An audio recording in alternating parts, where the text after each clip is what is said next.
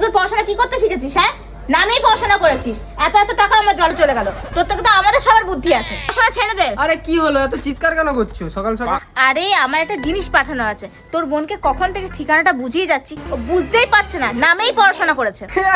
তুমি ওকে বলেছো ও ফেল করতে কোথাও পাস করছে? এক কাজ করো, তুমি আমাকে দাও আর ঠিকানাটা বলো, দিয়ে আসছি। এই নে ধর জিনিসটা। তুই দুর্গাপুর বাজারটা চিনিস তো? ঠিক ওইখান থেকে পশ্চিম দিকে যাবি, পশ্চিম দিক থেকে সোজা চলে যাবি, সোজা গিয়ে একটা স্কুল পড়বে।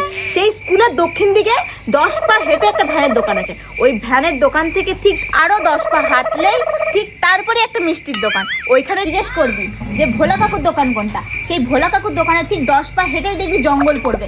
ওই জঙ্গলটা পেরিয়ে যে ফার্স্ট বাড়িটা আছে, ওই ফার্স্ট বাড়িতেই জিনিসটা দিয়ে আসতে হবে।